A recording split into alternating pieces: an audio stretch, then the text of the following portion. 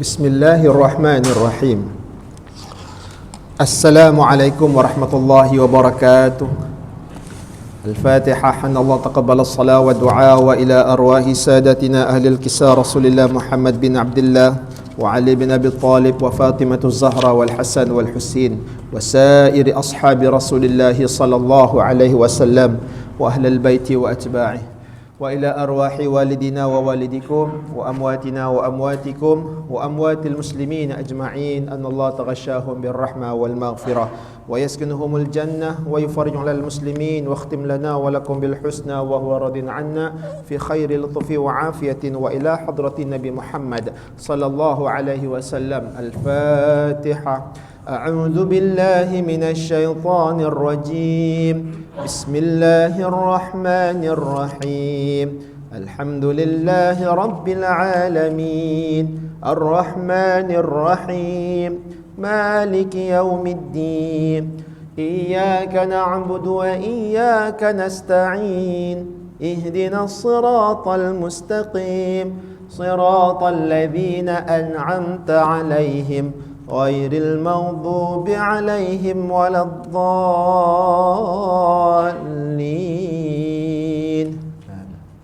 Selawat sekali. Allahumma salli ala sayyidina Muhammadin wa ala alihi wa sahbihi wa sallim.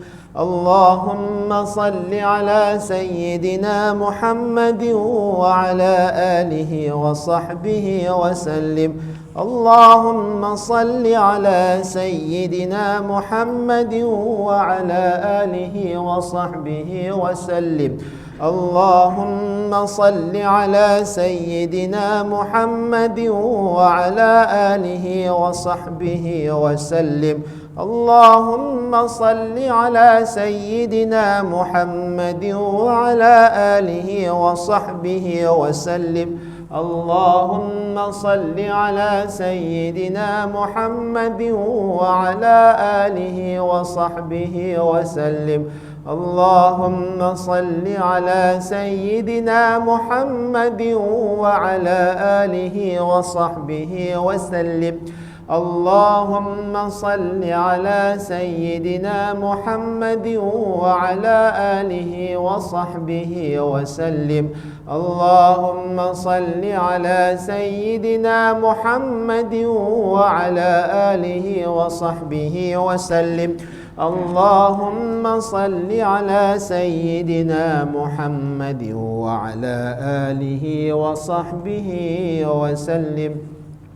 بسم الله الرحمن الرحيم الحمد لله رب العالمين والصلاة والسلام على سيد المرسلين وعلى آله وصحبه أجمعين.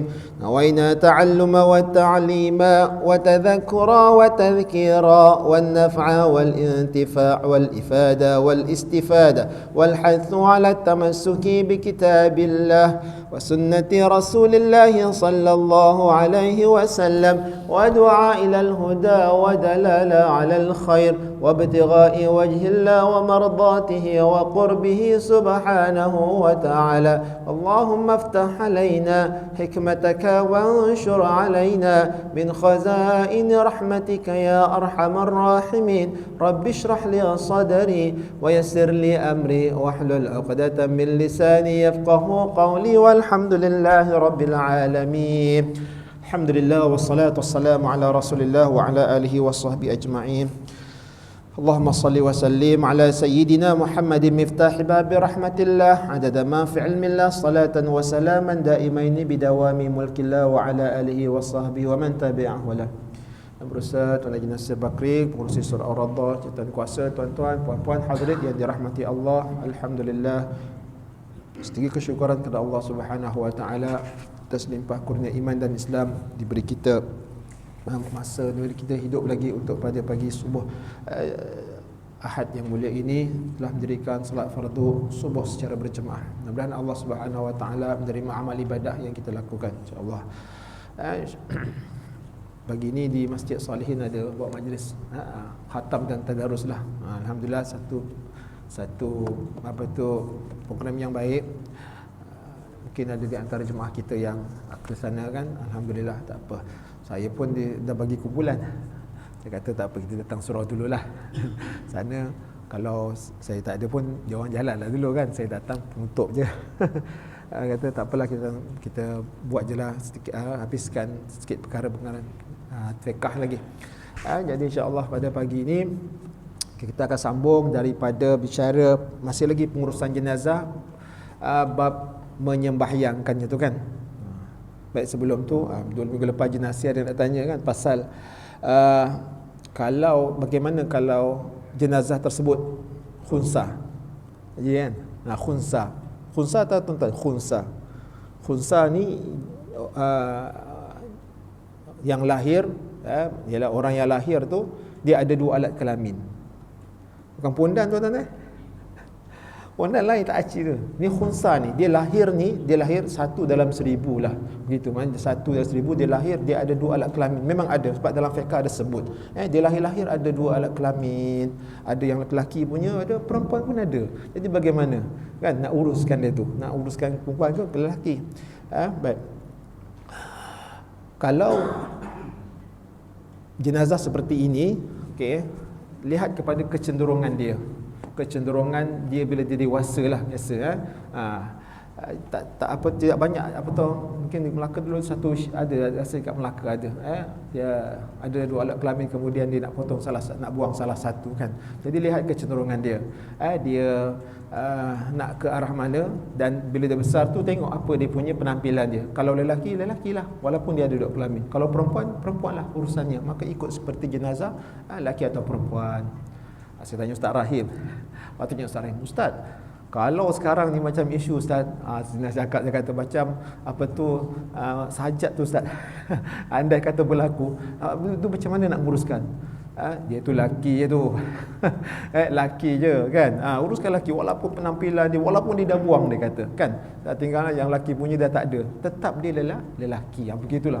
1 dalam 1000 atau 2 bertemu dengan keadaan seperti ini. Begitu kena tahulah.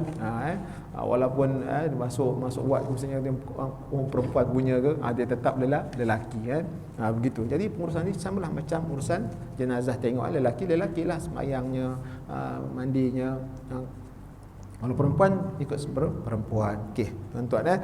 Baik, kita sambung daripada menyembahyangkannya pada takbir yang ketiga. Dia tak ada rakaat, takbir yang ketiga tuan-tuan. Doa pada takbir yang ketiga. Allahumma ighfir lahu, tuan-tuan carilah kat situ Allahumma ighfir lahu tu. Sebelum dia tulis pada doa yang ketiga yang biasa kita baca, Allahumma ighfir lahu warhamhu tu kan tuan-tuan. Sebelum tu diterangkan ada 2-3 doa yang diajarkan, yang dibaca, yang dibolehkan baca pada rakaat yang ketiga. Ada 1, 2, 3. Jadi yang ini yang masyhur, doa-doa ni saya baca ni, doa-doa ini diambil oleh Imam Syafi'i daripada himpunan-himpunan hadis, dan kemungkinan dia menyebutnya dengan makna tidak dengan lafaz yang asal daripada Nabi. Walau bagaimanapun para sahabatnya, ulama-ulama mazhab Syafi'i telah menerimanya sebagai doa yang baik diamalkan. Dan kebanyakannya kita kalau di Malaysia ni memang baca hadis yang paling sahih dalam kitab bab doa ialah hadis riwayat Muslim daripada Auf bin Malik radhiyallahu anhu. Katanya Rasulullah sallallahu alaihi wasallam telah sembahyang ke atas 1 jenazah dan aku telah mendengar baginda berdoa.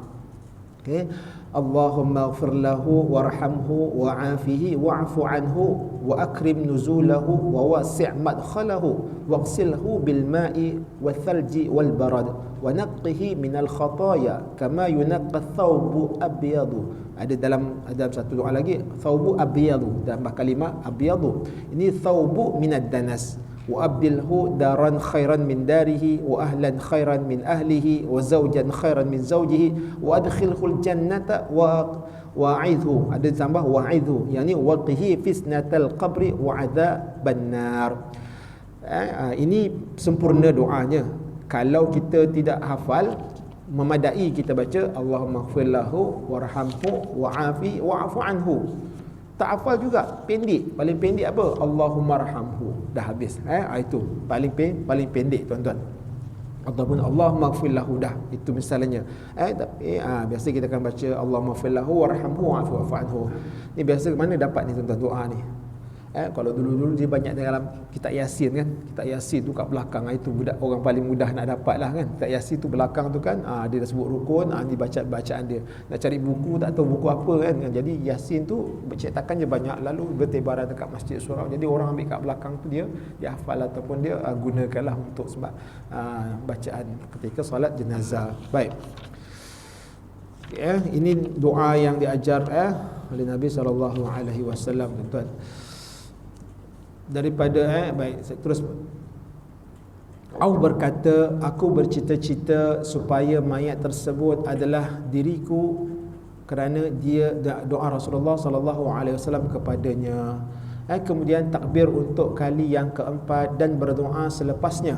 Yang keempat tu, Allahumma la tahrimna ajrahu wa la taftinna ba'dahu waghfir lana wa lahu. Ada tambah lagi kan, wa li ikhwanina alladhina sabaquna bil iman wa la taj'al fi qulubina ghillan lil ladzina amanu innaka raufur rahim kan. Baik tuan-tuan. Ada golongan dia kata sampai ke doa kepada si mati ni, masih ada orang yang macam tidak yakin lagi doa ataupun bacaan ataupun apa-apa wirid zikir untuk si mati itu tidak sampai kan. Sampai ke ni? Orang dah matilah. Maka dalam kitab apa tu, kekeliruan umat tu kan, kekeliruan umat itu pahala, maknanya pahala sampai tak kan? Kau baca kan, ada orang, saya baca ni nak pahala, sedekahkan pahala kepada arwah, kepada sekian kan. Ada sampai ke? Kita dah hidup saja, orang mati dia dah terputus, tak ada. Maka ayat Al-Quran yang menyebut bahawa, dalil yang menyebut bahawa memang pahala untuk orang yang hidup, apa yang dibuat ke sampai untuk kepada yang mati. Salah satunya ialah doa yang disebutkan dalam Quran ni. Dalil daripada Quran ni surah Al-Harsh ni tuan-tuan. Dalam surah Al-Harsh tu ayat 59 dia sebut walladzina ja'u min ba'dihim yaquluna rabbana ighfir lana wa li ikhwanina alladzina sabaquna bil iman. Dan orang-orang Islam yang datang setelah mereka, maknanya datang kemudian, mereka dah tak ada, datang lepas mereka, maka dia berdoa, ya Allah, ya Tuhan kami, ampunilah kami dan ampunilah saudara-saudara kami yang telah mendahului kami. Dari situ menunjukkan dalil bahawa orang yang datang selepas kita, yang datang kemudian, dia mendoakan, maka didoakan itu sampai pahalanya kepada orang yang telah meninggal. Jadi apa saja amal soleh tuan-tuan, apa saja amal ibadah yang kita lakukan, kalau kita niatkan kepada arwah, kita niatkan kepada yang meninggal tu, niat kita, insya-Allah pahalanya sampai. Memang pahala dia sampai. Kadang-kadang ada orang bersedekah kan, aku sedekah ni untuk arwah bapa aku, aku sedekah ni untuk saudara aku. Maka sebenarnya kita niat itu je, pahala tu sampai. Urusan pahala bukan urusan kita, itu adalah urusan Allah. Lalu adakah kita tidak yakin dengan Allah bahawa aku buat ni sampai ke tidak? Masih kita ada ragu-ragu dengan Allah. Kenapa masih ada ragu-ragu? Sedangkan kita pun diciptakan oleh Allah Subhanahu Wa Taala. Kita macam mana Allah cipta? Tapi waktu itu kita tak yakin pula. Maka apa saja kita amal kita baikkan akan sampai. Satu lagi hadis Nabi SAW kan, idza mata ibnu adam inqata'u amaluhu illa thalas kan. waladun salihun yad'u lah, wa sadaqatun jariyatun wal ilmu yantafa'u bih. Kan sebut apabila matinya seseorang anak Adam, maka terputuslah segala amalnya dekat dunia, melainkan 3 perkara. Yang pertama, anak yang soleh yang mendoakan. Kenapa disebut begitu oleh Nabi? Maknanya selagi anaknya tu hidup lalu dia mendoakan, maka pahala doa itu sampai kepada kedua ibu bapanya. Kedua, disebut sedekahun jariyah, sedekah kan sampai tu, maknanya selagi sedekahnya itu dilaksanakan, maka kalau dia niatkan untuk si mati untuk arwah, maka pahala sedekah itu akan sampai kepada arwah. Kemudian al-ilmu yantafi'u bih, iaitu ilmu yang bermanfaat. Tengok mengalirnya ilmu itu sampai kepada hari ini kita belajar kitab siapa ni? Kitab fiqh siapa? Daripada mazhab Syafi'i. Maka Imam Syafi'i sampailah hari ini pahalanya sentiasa mengalir seluruh dunia masuk kepadanya. Sebabkan ilmunya. Kan itu disebutkan oleh Nabi SAW. Lalu tak ada sebab kita rasa tidak yakin pahala itu tidak sampai kepada si mati. Baik. Hatta kalau orang bertawassul, bertawassul kepada kesolehan, kebaikan amalan yang dilakukan pun Allah akan sampaikan hajatnya, bertawassul. Bab-bab ini kadang-kadang satu fahaman dia tak boleh terima. Dia kata ni semua bid'ah, dia kata. Tak faham bertawassul tuan-tuan. Bertawassul bukan minta kat orang tu. Kita mohon kepada Allah melalui perantaraan orang itu disebabkan amal soleh dia, kan? Kita amal tak berapa banyak, orang tu amal soleh banyak. Maka dengan asbab amal soleh dia, maka mudah-mudahan sampai doa-doa kita. Macam kita nak jumpa bos lah. Kita nak jumpa bos mungkin susah, lalu kita jumpa dia punya setiausaha, minta sampaikan, maka bapaklah kita jumpa. Begitu analoginya lah tuan-tuan. Dan satu kisah dalam kitab Sahih Bukhari tuan-tuan, 3 orang yang terperangkap dalam gua. Boleh cari tuan-tuan, 3 orang yang terperangkap dalam gua, lalu tertutup dengan batu yang besar. Bagaimana dia nak lepaskan dirinya? Setiap orang itu dia bertawassul dengan amal kebaikannya. Itu ada dalam kitab Sahih Bukhari. Dia amalkan setiap orang itu diceritakan amal kebaikannya. Pertama dia berbakti kepada 2 bapa, terbuka sedikit. Yang kedua dia menjalankan amanah, terbuka lagi. Itu semua dalil yang menunjukkan bahawa bertawassul tu adalah dibolehkan. Cuma konsep kena fahamlah. Orang yang tak faham dia kata tawassul tu minta dekat orang tu. Minta dekat orang tu bukan minta Allah. Itu memang syirik lah. Kita pun faham. Kalau kita minta kat orang tu tolonglah aku, aku tak ada duit, apa tolong aku, tak minta kat Allah. Tapi kita perantaraan untuk sampai kepada Allah. Mudah-mudahan amal soleh dia. Kadang kita jumpa tuan guru doakan saya. Nampak? Doakan saya semoga, sebab kita doa ni tak pandai. Kemudian kita mungkin rasa macam tak berapa nak bagus sebab mungkin kita solat pun kurang, jarang-jarang kan. Jadi kita minta tuan guru doakan saya ni tak ni gini. Maka didoakan. Dia minta dekat Allah juga. Bagi pada kita. Maka asbab dia doa pada Allah, kesalehan dia, amalan ibadah dia, mujahadah dia, maka dapat pada kita. Itu dia tuan-tuan. Baik. Kemudian apa? Baik, dah baca Allahumma la tahrimna ajrahu tu sampai habis. Kemudian yang ke-5 ni seterusnya, kemudian memberi salam dengan 2 kali salam, iaitu ke sebelah kanan dan kiri, sebagaimana salam dalam sembahyang yang lain. Habis je assalamualaikum warahmatullahi, assalamualaikum warahmatullahi. Habis dalam salam solat jenazah tuan-tuan, ada setengah katakan harus kita sebut wa barakatuh. Tapi dalam solat biasa, solat jemaah, tidak sunat menyebut assalamualaikum warahmatullahi wabarakatuh. Tidak sunat. Cukup memadai assalamualaikum warahmatullahi, assalamualaikum warahmatullahi. Tapi dalam solat jenazah disunatkan assalamualaikum warahmatullahi wabarakatuh, assalamualaikum warahmatullahi wabarakatuh. Ini dalam solat jenazah. Al-Baihaqi meriwayatkan dengan sanad yang baik daripada Abdullah bin Mas'ud radhiyallahu anhu bahawa dia berkata Rasulullah sallallahu alaihi wasallam bersabda, yang bermaksud Rasulullah sallallahu alaihi wasallam melakukan salam ketika sembahyang jenazah sebagaimana salam dalam sembahyang biasa. Okey. Kita sapu muka tak tuan-tuan pas salam? Sapu muka. Sapu muka. Siapa lah? Nyusul sapu. Sapulah. Sapu tu maknanya usap. Sapu tu kasar pula bahasa dia. Tapi istilah orang Melayu ni, sapu tu mengusap. Tapi orang yang dah satu lagi, orang Indonesia dia faham sapu tu ambil penyapu sapu muka. Kita kan sapu muka tu maksudnya sapu begini kan. Samalah macam solat biasa pun kita bagi salam kemudian kita menyapu ataupun mengusap muka tuan-tuan kan. Kenapa kita buat tuan-tuan kalau pergi Mekah, tuan-tuan semai kat Mekah tu kan, kalau dia orang bagi salam, tuan-tuan perasan tak? Dia sapu tak? Dia usap ke? Tak kan? Kita buat Assalamualaikum kan? Kita belakang lagi, naik atas lagi macam ni, turun lagi sini kan. Ada saya pernah tengok orang tu dia dia nak menyapu, nak mengusap muka, salam, dia buat ni, tangan dia dah tunjuk macam ni. Daripada belakang tu dia tunjuk macam ni, atas dia buat macam ni, kemudian depan dia tak tunjuk macam ni lah. Tapi dia buat begini, kita pun apa yang dia buat macam ni kan? Kita biasa macam ni, terus macam ni je kan. Ada orang daripada belakang dia bawa ke depan sini kan. Ada orang salam, ada orang salam cium pula. Ada orang langsung tak buat kan. Pelbagai. Baik.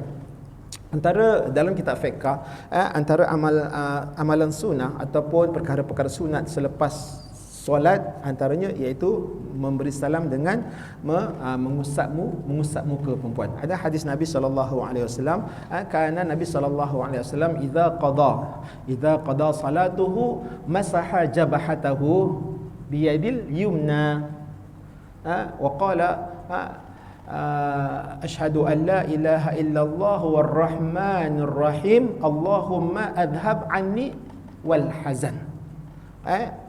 Nabi SAW dalam satu hadis dia menyebut apabila selesai solat Nabi SAW masaha jabhatahu, menyapu ataupun mengusap mukanya dengan tangan kanan. Maka dalam sapuan itu, dalam usapan itu ada doa tuan-tuan. Ikut asyhadu an la ilaha illallah hur-rahmanur rahim. Dia kita wakaf kat Allah tu tak boleh ar-rahmanur rahim, dia sambung kat situ je, asyhadu an la ilaha illallah hur-rahmanur rahim. Cuba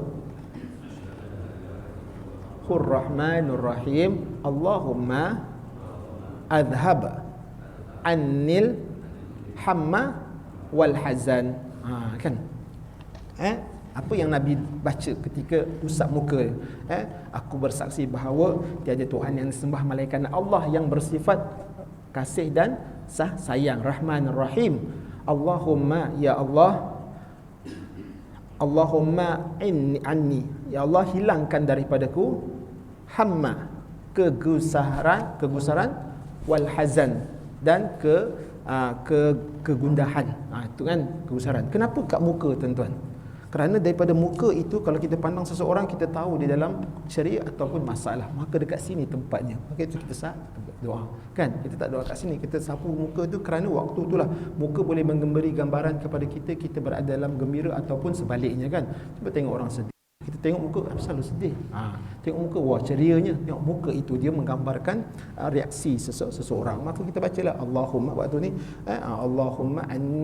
Allahumma an'amil hazan huzni wal hazan, macam Allahumma inna na'udzubika minal hammi wal hazan, begitu. Itu tapi dia ringkaslah begitu. Tak boleh dalam bahasa Arab, bahasa Melayu pun tak apa kan. Hilangkan daripadaku kegusaran dan kegundahan. Itu ada tuan-tuan sapu. Gitu. Sebab itu sapu. Itu ada sebenarnya ada ada doa, ada perbuatan, ada hikmahnya. Okey. Berdasarkan kenyataan di atas, anda dapati bahawa sembahyang jenazah dilakukan dalam keadaan berdiri. Oleh itu tidak ada rukuk, sujud dan duduk. Baik. Untuk solat jenazah, siapa yang paling utama? Baik. Dia berkait dengan macam faraid lah. Macam faraid. Yang paling utama dalam kitab fiqh tuan-tuan, kalau yang meninggal itu bapa, maka anaknya ataupun datuknya. Okey, ke atas. Kalau yang meninggal itu anak, maka bapaknya. Okey, itu yang pertama dalam ahli keluarga. Kalau anak tak ada, maka adik-beradik pada si mayat itu. Kalau ada adik-beradik lelaki, dia adalah utama. Kalau tak ada di sebelah perempuan, maka dia adalah lebih utama. Kemudian tak ada juga, maka dalam ahli keluarganya, misalnya bapa saudaranya, ataupun anak buahnya kat dalam lingkungan itu dipanggil zawil arham. Okey, dah tak ada, maka last sekali barulah imam akan menyembahyangkannya. Dan imam biasanya dia akan tanya kepada warislah, ada tak ada keluarga yang nak solatkan jenazah. Kalau ada, maka itu adalah lebih utama. Imam pun dia tahu. Kalau tak ada, tak apalah, imam solatkan je lah, maka barulah imam. Dia akan sebab itu adalah, dan itulah sepatutnya dilakukan oleh ahli keluarga terhadap jenazah daripada kalangan keluarga kan. Sepatutnya begitu. Tapi kalau tak mampu, tak apalah. Sekarang tak sembahyang pula. Takut-takut tak pada sembahyang, terus dia nak je sembahyang tak bersedia, lepas takbir pertama kemudian rokok pula, kacau di belakang. Sebab tak ada kaku ataupun dia tak perasan. Dia kena mesti sedikit sebanyak dia kena tahu 4 rakaat kemudian bagaimana doa apa semua. Kalau tak mampu, barulah diminta tolong imam menyembahyangkannya. Okey, begitu. Baik. Dalam solat kemudian antara masalah, baik, sekiranya dia masbuk seperti masbuk solat, maka ketika imam dah takbir kedua, dia masuk takbir yang pertama, maka bagaimana? Maka caranya seperti solat biasa itulah. Kalau imam imam takbir kedua atau ketiga dia dah doa, maka yang masbuk tadi itu, maka dia takbir pertama dibaca ikut bacaan dalam takbir dia lah. Jadi kalau imam dah selesai takbir yang keempat bagi salam, maka dia tambah lagi, tertinggal berapa, 1 atau 2, dia bacalah begitu. Itu cara kalau bagi mereka yang masbuk. Baik. Baik, yang keempat, mengebumikan. Okey, habiskan, saya ingat habiskan ialah mengebumikan mayat. Okey. Seminimum menanam lah, tapi menanam ni tak sesuaikan, mengkebumikan jenazah itulah, mayat tu. Seminimum cara yang wajib dikebumikan mayat ialah dikebumikan dalam lubang yang boleh terhalang daripada timbulnya bau dan tidak boleh digali oleh binatang-binatang buas serta dalam keadaan menghadap kiblat. Okey, ini paling kurang dia tanam itu kebumikan, binatang tak boleh gali. Maknanya kena dalam. Kalau binatang boleh gali, nanti habislah, dia bongkar balik. Baik, itu paling kurang, dan mesti menghadap kiblat. Itu syaratnya. Kalau tak menghadap kiblat, kena kabus balik, buka balik, kena menghadap kiblat. Itu nanti ada sebab-sebab yang dibolehkan jenazah itu untuk dikorek balik. Baik. Cara yang paling sempurna ialah ditanam dalam kubur yang dalam, ukurannya ialah setinggi seorang lelaki yang sederhana, ditambah dengan panjang kedua tangannya yang diangkat ke atas. Luasnya pula ialah sekadar 1 hasta sejengkal. Ini cerita apa tuan-tuan? Cerita apa tu? Seniman menyelapuk tu kan. Sudin dengan Aziz tu kan, ada rumah sewa tak ada cari, ada panjangnya, tingginya lebih kurang 7 kaki panjangnya. Kata itu tanah kubur. Itu dia punya kan, hiburan kan, ada kan. 7 kaki lah begitu. Kalau ikutkan memang masuk dalam tu, kemudian atas sikit, kemudian sikit, itulah rumah kita kan. Kadang orang mantau viral kan, dia tunjuk kenderaan kita hari ini, kenderaan kita, kemudian Abang Zoom kan, rumah kita hari ni, Masya Allah, apa semua. Rumah kita kemudian tu je tunjuk sekangkang kera, Allah Akbar, insaf. Apa lagi, pakaian kita tunjuk hari ni, ni pakaian kita, kemudian Allah, insaf. Tuan-tuan, sebagai peringatan untuk kita lah, untuk semua kan. Itulah kita hakikat yang sebenarnya. Baik. Okey, yang ni biasanya tukang gali dan kubur, kita tahu dah lah. Baik. Abu Dawud dan At-Tirmizi beliau berkata, hadis hasan sahih, meriwayatkan daripada Hisham bin Amir radhiyallahu daripada Rasulullah sallallahu alaihi wasallam bahawa baginda bersabda mengenai para syuhada Uhud. Syuhada Uhud, orang yang terkorban syahid dalam peperangan Uhud. Hafiru wa ausi'u wa ahsinu. Galikanlah kubur dan luaskan serta perelokkan. Perelokkan tu maknanya bentukkan kubur tu betul-betul kan.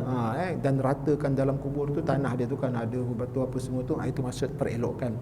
Wajib diletakkan mayat di atas bahagian kanannya dengan menghadap ke arah kiblat. Jika mayat tidak menghadap ke arah kiblat dan tanah telah ditimbus, maka wajib digali semula untuk dihadapkan ke arah kiblat. Ini sekiranya mayat tersebut ditakdirkan belum berubah berbau busuk, disunatkan agar pipinya dikenakan pada tanah. Jika tanah dalam keadaan keras, maka sunat dibuat liang lahat.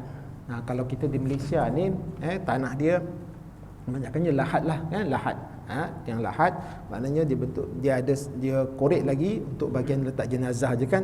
Itu dipanggil lahat. Ini berdasarkan hadis riwayat Muslim daripada Sa'ad bin Abi Waqqas radhiyallahu bahawa dia berkata ketika sakit yang membawanya kepada kematian, buatkan untukku liang lahat dan tegakkan dinding batu bata untukku sebagaimana yang dibuat kepada Rasulullah sallallahu alaihi wasallam. Baik, maknanya lahat tu tuan-tuan kalau kita tengok ni bentuk daripada tepi sisi gini dalam, kemudian ada satu ruang kecil. Itu dipanggil lahat. Kalau dekat negara yang macam mungkin dekat Mekah, pasir, atau macam dekat saya tengok dekat Yaman dulu, dia dipanggil syak, bukan lahat. Syak ni maknanya tanah ini, kemudian tengah tu di dalam dan sikit itu atas tu. Kerana apa? Pasir. Jadi takut dia kalau buat begitu nanti dia akan runtuh macam tu. Itu kadang-kadang kalau kita kalau orang dia tengok kubur tu mula macam ni, tiba-tiba you tenggelam kan, alamak ni keluar jenazah kan. Kan budak-budak pun percaya kan, jenazah ni tak diterima ni, keluar ni dia punya jenazah ni, tengok kubur dia tenggelam. Rupanya kan dalam tu memang lubang kan, jadi bila air ataupun ruang tu masuk tu, jadi dia runtuhlah begitu kan. Kita tengok batu nisan dah tenggelam apa sebulan, ini mesti jenazah ni dia keluar ni. Itu pelik-pelik tuan-tuan. Liang lahat ialah rongga yang dibuat pada dinding kubur dengan kadar keluasan boleh ditelusi dan diletakkan mayat di dalamnya. Kemudian mulut lubang tersebut dimuatkan dengan batu bata yang luas hanya supaya tanah tidak runtuh ke atasnya. Kemudian sekiranya tanah kubur dalam keadaan lembut ataupun pasir tu kan, maka sunat dia buat lubang kubur secara syak. Syak ni ialah lubang yang dia buat di tengah-tengah bahagian kubur dengan kadar boleh dimuatkan mayat di dalamnya, dan dibina di kedua belah lubang tersebut dengan batu-batu atau seumpamanya. Kemudian diletakkan mayat dan ditutup dengan batu-batu halus, kemudian ditembus dengan tanah kan. Kemudian disunatkan agar mayatnya ditarik daripada bahagian kepalanya setelah ia diletakkan berhampiran dengan kubur untuk dikebumikan, kemudian dihulurkan dengan perlahan ke dalam dia. Maknanya kan nak masuk dalam kubur tu, jenazah tu dibuat bersetangan dengan ni, kemudian dimasukkan ke kepala dahulu. Kepala dahulu. Dan kalau boleh juga seperti solat yang berada di dalam liang kubur tu, untuk menyambut jenazah itu biarlah mesti ada daripada ahli keluarga. Itu adalah sunat sebenarnya, ahli keluarga, anak ke atau ayah ke atau adik-beradik lelaki ataupun adik-beradik semati, itu dia yang paling afdal untuk mengebumikanlah. Kalau tak ada, tak apalah, orang biasa pun boleh. Tapi begitu, mereka kena faham, ahli keluarga mesti ada yang dalam tu supaya dia menguruskan untuk kali yang terakhir pada adik-beradiknya, saudaranya. Abu Dawud meriwayatkan daripada sanad yang sahih, Abdullah bin Yazid Al-Khatami As-Sahabi radhiyallahu anhu telah memasukkan Al-Haris ke dalam kubur dari arah dua kaki kubur dan menyatakan ini adalah sunnah. Maknanya masuk daripada kepala ke dalam kubur adalah sunnah. Allah Akbar. Baik. Dan disunatkan kepada orang lelaki yang paling akrab dengan mayat supaya turun ke dalam kubur. Kalau boleh turun, bukannya kita tengok je lah. Itu boleh kan. Kita pertama kan adik yang paling rapat, adik-beradik, ibu bapa ataupun saudara mara, dia yang menguruskan semua. Kalau boleh daripada jenazah itu diusung semua tu ahli keluarga lah. Sunat, rupanya perbuatan itu adalah sunat. Turun ke dalam kubur untuk meratakan tanah di dalamnya, dan disunatkan kepada orang yang meletakkannya ke lubang lahat berkata di doa, orang nak letakkan ke lubang lahat tu yang terakhir tu, kepala tu, bismillahi wa ala sunnati rasulillah, dengan nama Allah berdasarkan sunnah Rasulullah kerana mengikut perbuatan Nabi sallallahu alaihi wasallam. La ilaha illallah. Abu Daud dan At-Tirmizi meriwayatkan daripada Ibnu Umar radhiyallahu anhu, apabila Nabi sallallahu alaihi wasallam meletakkan mayat ke dalam kubur, baginda berkata bismillah wa ala sunnati Rasulillah. Nah, ini siapa yang letakkan jenazah kat dalam kubur tu, maka sunat dia membaca bismillah wa ala sunnati Rasulillah, dengan nama Allah berdasarkan sunnah Rasulullah sallallahu alaihi wasallam. Tuan-tuan, ada satu kisah ni, karamah Habib Muhammad bin Alwi bin Abbas Al-Maliki. Tuan-tuan carilah ulama besar Al-Muhaddis Profesor Dr. Said Muhammad Alwi bin Abbas Al-Maliki Al-Hasani, daripada susul garul Hasan. Kebanyakan Habib ni susul garul dia Husin, anak cucu Rasulullah. Ini Sayyidina Hasan. Dia itu ada karamah diceritakan oleh Habib Ali Al-Jufri, tuan-tuan.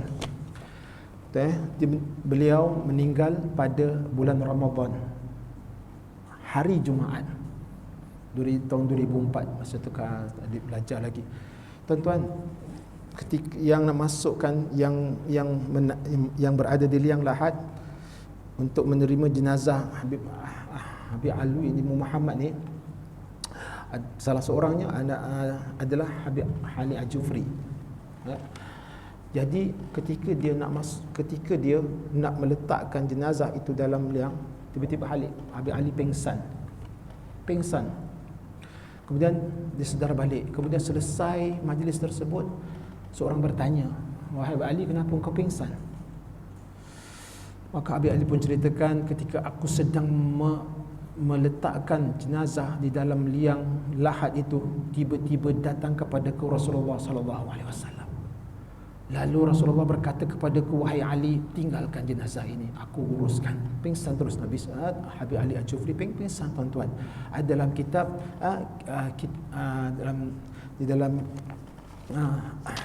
dalam kitab Injazu fi Karamah Fakhrul Hijaz, antara karamah Habib Alwi ini, tuan-tuan, Habib Muhammad bin Alwi bin Abbas Al-Maliki, itulah